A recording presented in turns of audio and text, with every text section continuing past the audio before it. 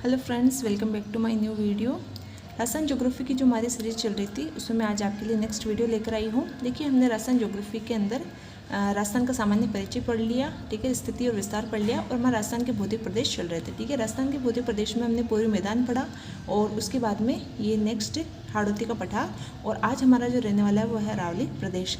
देखिए, मेरे बैकग्राउंड के अंदर का आपको कुछ आवाज़ें आए तो प्लीज़ उसके लिए सॉरी, क्योंकि मेरे पास माइक वगैरह की नहीं है, तो थोड़ी सी ऐसी आवाज़ों से आपको परेशानी हो सकती है। मैं कोशिश करती हूँ कि आसपास से आवाज़ें नहीं आए, लेकिन सारे गेट वगैरह बंद करने के बावजूद भी सारी आवाज़ें आती रहती है। ठीक है, तो आप मेरी आवाज़ पर ज़्यादा फोकस करना, मैं जो पढ़ा रही हूँ उस पर ज़्यादा फोकस करना। और चलिए स्टार्ट करते हैं आज का वीडियो।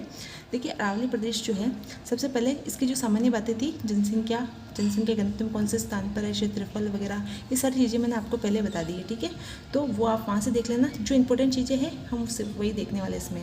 अरावली प्रदेश का वर्गीकरण जो है 3 भागों में किया गया, उत्तरी अरावली, मध्य अरावली और दक्षिणी अरावली। तो देखिए, अरावली के अंदर मुख्य जो टोटल जिले हैं वो 13 जिले आते हैं, और अगर मुख्यतः जिले पूछे जाए तो 7 जिले। मुख्यतः कितने? 7 जिले। 7 जिले कौन कौन से हैं? देखिए, उत्तरी अरावली के अंदर जयपुर, दौसा और अलवर। मध्य अरावली में अजमेर जिला, और दक्षिणी अरावली के अंदर उदयपुर, राजसमंद और सिरोही आते हैं। ठीक है, ये प्रमुख 7 जिले हैं। देखिए, राजस्थान का अरावली का जो विस्तार है वो कहाँ से कहाँ तक है? तो अरावली जो है टोटल 3 राज्यों और 1 केंद्र शासित प्रदेशों के अंदर फैला हुआ है। 3 राज्य और 1 केंद्र शासित प्रदेश कौन कौन से? राज्य गुजरात, राजस्थान और फिर हरियाणा, और केंद्र शासित प्रदेश यानी कि दिल्ली। ठीक है, और राजस्थान में इसका प्रवेश कहाँ से होता है? तो राजस्थान में इसका प्रवेश खेड़, ब्रह्मा, सिरोही से लेकर राजस्थान के झुंझुनू की खेतड़ी में ये हरियाणा के अंदर चली जाती है। ठीक है, तो खेड़, ब्रह्मा, सिरोही से लेकर खेतड़ी, झुंझुनू तक राजस्थान में अरावली का विस्तार है। ठीक है, टोटल 13 जिलों में है, मुख्यतः 7 जिलों में, ये मैंने आपको ऊपर बता दिया है। राजस्थान में इसकी लंबाई कितनी है? तो टोटल अरावली की लंबाई है 692 किलोमीटर, और राजस्थान के अंदर इसकी लंबाई है 550 किलोमीटर, यानी कि 550 किलोमीटर। अरावली के अंदर कौन सी मृदा पाई जाती है? तो अरावली के अंदर मुख्यतः पर्वतीय मृदा तो पाई जाती है, इसे लाल मृदा भी कहा जाता है। और अगर वैज्ञानिक वर्गीकरण के हिसाब से देखें तो इंसेप्टिसोल्स प्रकार की मृदा यहाँ पाई जाती है। ये मिट्टियों का जो वैज्ञानिक वर्गीकरण है, इसका मैंने बहुत ही शॉर्ट ट्रिक के अंदर एक वीडियो डाल रखा है, आप उसको जाकर देख लेना। ठीक है, देखिए, जो अरावली प्रदेश है इसके अंदर दो जनजातियाँ हैं, उनको छोड़कर बाकी सभी जनजातियों का निवास स्थल कौन सा है? अरावली प्रदेश। तो आपको कौन कौन सी ये याद रखने की बजाय आप ये याद रखेंगे कि कौन सी नहीं है। तो देखिए, सहरिया जो हमने पढ़ा था हाड़ौती प्रदेश में, सहरिया बारा वाली और सांसी जो है भरतपुर वाली, इन दोनों को छोड़कर बाकी सारे समस्त जनजातियाँ जो है वो अरावली प्रदेश में निवास करती है। इसके अलावा कौन कौन सी बची? तो देखिए, मीणा, डामोर, भील और कंजर और गरासिया, ये सभी, और कथोड़ी, ये सारी जनजातियाँ जो है अरावली प्रदेश में निवास करती है। ठीक है, अब अरावली से संबंधित जो मुख्य शब्दावली एक बार उनको देख लेते हैं। तो देखिए, अरावली के अंदर गिरवा, भाकर और देशहरों और मेवल, ये 4 शब्द है, इनका मतलब देख लेते हैं, क्योंकि अक्सर क्वेश्चन पूछा जाता है गिरवा किसे कहते हैं, भाकर किसे कहते हैं। तो एक बार देख लें, गिरवा किसे कहते हैं? तो उदयपुर के आसपास का जो तस्तरी नुमा या अर्धचंद्राकार जो पहाड़ियाँ है, इसके आसपास, उदयपुर के आसपास की जो तस्तरी नुमा और अर्धचंद्राकार पहाड़ियाँ, उनको गिरवा कहा जाता है। भाकर किसे कहते हैं? तो पूर्वी सिरोही के अंदर जो तीव्र ढाल वाली पहाड़ियाँ, उन्हें भाकर कहा जाता है। ठीक है, देशहरों देखिए, अपने देश को क्या रखे? जरा हरा भरा रखिए, अपने देश को हरा भरा रखिए। जरा मतलब जरगा और अगा पहाड़ियों के मध्य जो हरा भरा क्षेत्र है वो देशहरों के नाम से जाना जाता है। ठीक है, मेवल मैंने आपको कल बता दिया था कि डूंगरपुर और बांसवाड़ा के अंदर जो पहाड़ी क्षेत्र है उनको स्थानीय भाषा में मेवल कहा जाता है। अब देखिए, अरावली से संबंधित प्रमुख जो चीज़ें एग्जाम में पूछी जाती है, ये तो छोटी छोटी चीज़ें थी जो मैंने आपको बता दी।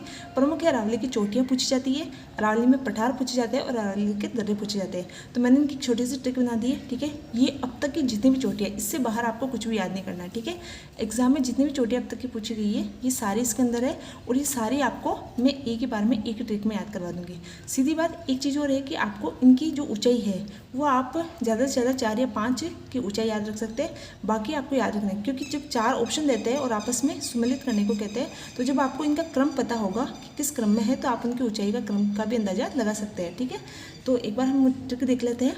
इसकी ट्रिक है चोटियों की, गुरु से दिल जरा अकल से लगा, गुरु से दिल जरा अकल से लगा। क्यों? क्योंकि धुन में रघु ऋषि की कसम खाकर सितारों की नभ में बाबा रोज बैठे।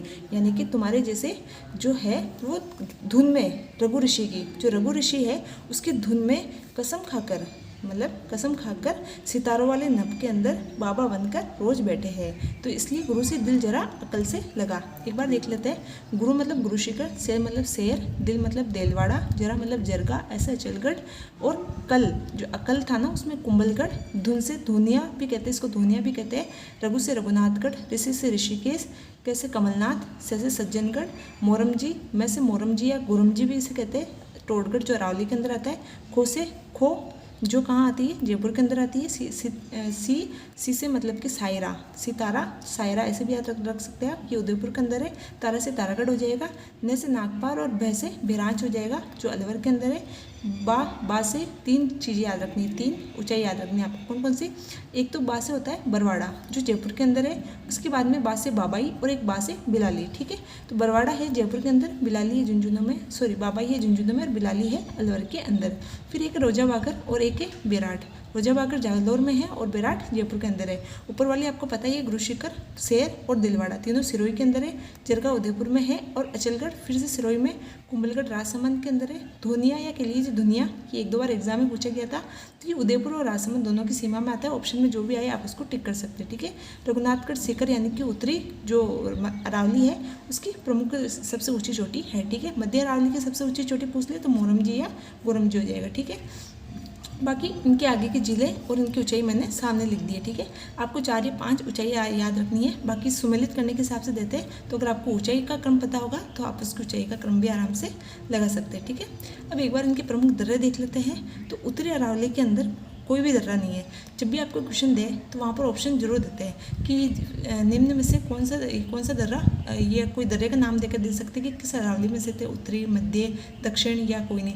तो एक बात तो याद रखनी है कि उत्तरी अरावली में किसी भी प्रकार का कोई भी दर्रा नहीं है, ठीक है।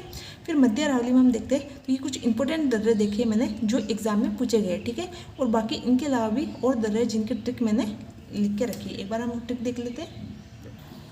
देखिए अरावली के प्रमुख दर्रे, तो मैंने आपको उत्तरी अरावली, मध्य अरावली, दक्षिण अरावली के दर्रे नोट्स में लिख दिए। आप एक बार उनको देख लेना। बस इतना ध्यान रखना है कि कौन सा उत्तर में है, दक्षिण में है, और कौन उत्तर में तो कोई दर्रा ही नहीं है। मध्य और दक्षिण का याद रखना है, ठीक है। मध्य का भी आपको सिर्फ अजमेर का याद रखना है, क्योंकि मध्य में कौन सा आता है, अजमेर आता है। बाकी जितने भी दर्रे हैं वो सब दक्षिणी अरावली के हो जाएंगे, ठीक है। तो आपको मुख्यतः अजमेर का याद रखना है। अजमेर के दर्रे याद रखेंगे बच्चे जो सारे दक्षिण अरावली के। अजमेर के दर्रे देख लेते हैं एक बार हम। देखिए इसकी एक ट्रिक है, सुर और असुर 2 प्रकार के होते हैं। सुर हम किसको कहते हैं, देवताओं को। असुर किसको कहते हैं, राक्षसों को।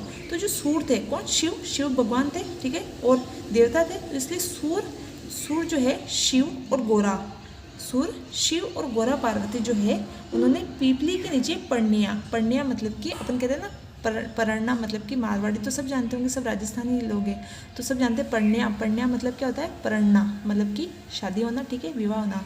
तो सुर शिव गोरा जो है वो दोनों पार्वती के नीचे पढ़निया, दोनों कहाँ पढ़निया, पार्वती के नीचे, सॉरी पीपली के नीचे। तो शिव गोरा पार्वती पीपली के नीचे पढ़निया। सुर से हो जाएगा सुराघाट, शिव से हो जाएगा शिवपुरी, गोरा से हो जाएगा गोरमघाट, परवेरिया हो जाएगा पार्वती से परवेरिया, पीपली से पीपली, और पढ़निया से हो जाएगा अरनिया। ये बस आपको 6 दर्रे आपको अजमेर के याद रखते हैं। बच्चे जो सारे दक्षिणी अरावली के हो जाएंगे, ठीक है। एक बार हम इनको जिले वाइज देख लेते हैं कि उदयपुर जो है, उदयपुर में कौन कौन से है, पाली में कौन से है, राजसमंद। कभी ऐसे देते हैं कि उदयपुर निम्न में से उदयपुर में स्थित दर्रा नहीं है, या फिर राजसमंद में नहीं है, या फिर निम्न में से कौन सा राजसमंद में स्थित है, ठीक है। तो इसके लिए एक बार हम देख लेते हैं। उदयपुर के अंदर है केवड़ा का फूल चीर। एक व्यक्ति कहता है कि केवड़ा का फूल चीर, मतलब कौन से फूल को चीरना है, केवड़े के फूल को। केवड़ा का फूल चीर, केवड़ा नाग, फुलवारी नाग और चिरवा की नाग, ठीक है। फिर एक पाली की तरह देख लेते हैं। पाली के अंदर आ जाएगा हाथी दे सोमेश्वर बढ़ जाऊँ, कि सोमेश्वर को कहता है कि हाथी दे सोमेश्वर, मैं कहाँ जाऊँगा, बढ़ जाऊँगा, ठीक है। तो हाथी से हाथी घोड़ा हो जाएगा, दे से देसूरी, सोमेश्वर, बढ़ से बड़दर्रा, ठीक है। फिर राजसमंद के दर्रे देख लेते हैं कि एक जिद्दी स्वरूप था। स्वरूप किसी लड़के का नाम है कि एक वो जो स्वरूप था वो जिद्दी था। वो कहता है कि मैं तो कच्छ में काम करूँगा। कच्छ गुजरात के अंदर है और मैं तो वहीं काम करूँगा। तो जिद्दी स्वरूप कहता है कि कच्छ में काम करूँगा, तो या फिर जिद्दी स्वरूप कच्छ में काम करता है। तो जिसे जिलवा हो जाएगा, जिसे जिलवाड़ा भी कहते हैं, और डी से दिवेर, स्वरूप से स्वरूपगढ़, कच्छ से कछवाली और का से कामली घाट। ठीक है, तो ये मैंने आपको डिस्ट्रिक्ट वाइज भी जो इंपॉर्टेंट थे वो बता दिए। देखिए इनसे बाहर तक एग्जाम में नहीं पूछे गए, जितने भी पूछे गए मैंने आपको सारे बता दिए। ठीक है, हो सकता है कभी कोई नया भी देते हैं तो इनके साथ मिला के देते हैं, तो अगर आपको एक दो भी याद होंगे तो नए वाले आप अपने आप अंदाज़ा लगा सकते हैं। ठीक है, तो ये थे प्रमुख दर्रे। अब एक बार हम देख लेते हैं अरावली के प्रमुख पठार। अरावली के प्रमुख जो पठार है, एक बार हम पठार देख लेते हैं। तो देखिए पठार में कौन कौन से है। तो अरावली के जो प्रमुख पठार है उसमें सबसे ऊंचा पठार आप सबको पता है कौन सा है, उड़िया का पठार। तो देखिए सिरोही के अंदर दो पठार है, एक तो उड़िया का पठार और दूसरा है आबू का पठार। इनकी ऊंचाई याद रखिएगा, दो की याद रख लीजिएगा, बहुत है। ठीक है, उड़िया का पठार है 1360 मीटर और आबू का पठार है 1200 और कहीं कहीं पर 1295 भी लिखा हुआ है। ठीक है, तो इसके बाद में हम देखते हैं नेक्स्ट भोमट का पठार। तो देखिए भोमट का पठार जो 3 जिलों में स्थित है। यहाँ पर सिरोही के बाद में उदयपुर और उदयपुर के बाद में डूंगरपुर, इन तीनों जिले के अंदर उड़िया का पठार स्थित है। तो 3 जिलों के अंदर फैला हुआ है भोमट का पठार। ठीक है, तो भोमट का पठार में कौन कौन से जिले, सिरोही, उदयपुर और डूंगरपुर। अब इनसे जो रिलेटेड जो प्रमुख चीज़ें हैं एक बार वो भी देख लेते हैं। देखिए भोमट का पठार जो है यहाँ पर पहला आदिवासी आंदोलन माना जाता है। कौन सा? तो पहला आदिवासी आंदोलन जो था भगत आंदोलन, जो कि गोविंद गिरी ने चलाया था, वो यहीं से प्रारंभ हुआ था। ठीक है, फिर उसके बाद में हम देखते हैं यहाँ पर है बोराट का पठार। कहाँ पर? कुंभलगढ़ के और उदयपुर के बीच में। ठीक है, कुंभलगढ़ और उदयपुर या फिर कह लीजिए गोगुंदा और कुंभलगढ़ के मध्य है बोराट का पठार। ठीक है, इसकी ऊंचाई है 920 या कहीं कहीं पर 1225 भी लिखी हुई है। ठीक है, तो बोराट का पठार जो है कुंभलगढ़ से लेकर गोगुंदा के मध्य है। क्वेश्चन ऐसे पूछा था, कुंभलगढ़ से लेकर गोगुंदा के मध्य कौन सा पठार है? तो बोराट का पठार।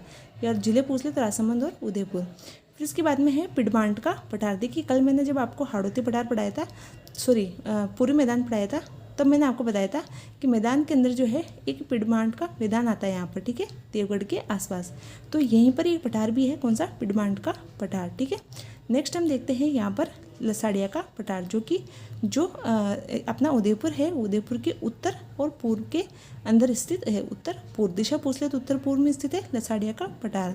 और यहाँ पर लसाड़िया आंदोलन भी चलाया था। किसने? संत मावजी ने, जो निष्कलन संप्रदाय के संस्थापक थे। ठीक है, इन्होंने यहाँ पर लसाड़िया आंदोलन चलाया था। इसके अलावा जो एक तो आदिवासी आंदोलन यहाँ से स्टार्ट हुआ था, दूसरा आदिवासी आंदोलन यहाँ से स्टार्ट हुआ था। कौन सा? मोतीलाल तेजावत के द्वारा जो एक आंदोलन चलाया गया था वो यहीं से स्टार्ट हुआ था। ठीक है, फिर नेक्स्ट है मेसा का पठार, जो चित्तौड़गढ़ का ये वाला हिस्सा है। यहाँ पर मेसा का पठार स्थित है, जिस पर चित्तौड़गढ़ दुर्ग स्थित है। ये नदियों के द्वारा निर्मित पठार है। इसके अलावा चित्तौड़गढ़ का जो ये वाला हिस्सा है, जो बचा हुआ हिस्सा है, यहाँ पर भीलवाड़ा और चित्तौड़गढ़ के मध्य यानी कि बिजोलिया और भेसरोड के मध्य एक पठार है, जिसे बोलते हैं उपरमाल का पठार। देखिए उपरमाल नाम कैसे पड़ा? जो मेवाड़ था इसको प्राचीन समय में माल कहा जाता था। ठीक है, और जो मेवाड़ के ऊपर की ओर होने की वजह से क्या कहा? उपरमाल का पठार। ठीक है, भीलवाड़ा और जिले पूछ ले तो भीलवाड़ा चित्तौड़ और जगह पूछ ले तो बिजोलिया से भीलवाड़ा के मध्य। ठीक है, इसके बाद में हम देखते हैं यहाँ पर है एक कांकनबाड़ी का पठार। कौन सा है? कांकनबाड़ी का पठार। यहाँ पर है जो इस सरिस्का जो अभ्यारण्य है वो इस अभ्यारण्य के अंतर्गत ही है कांकनबाड़ी का पठार। कहाँ पर है? अलवर के अंदर। और एक सबसे बड़ा जो पठार हम कहते हैं हाड़ौती का पठार, जो कि 4 जिलों के अंदर फैला हुआ है। ठीक है, तो ये प्रमुख पठार थे और ये हमारे आज का अरावली से संबंधित प्रमुख जो भी चीज़ें थी, दर्रे थे, जो भी चोटियाँ थी और जो भी पठार थे वो मैंने आपको सारे बता दी है। और मुझे उम्मीद है कि आपको वीडियो पसंद आएगा, और पसंद आए तो लाइक करना और शेयर करना, और जिसने चैनल सब्सक्राइब नहीं किया है तो सब्सक्राइब कर लेना। ठीक है, मिलते हैं हम नेक्स्ट वीडियो में। Thank you.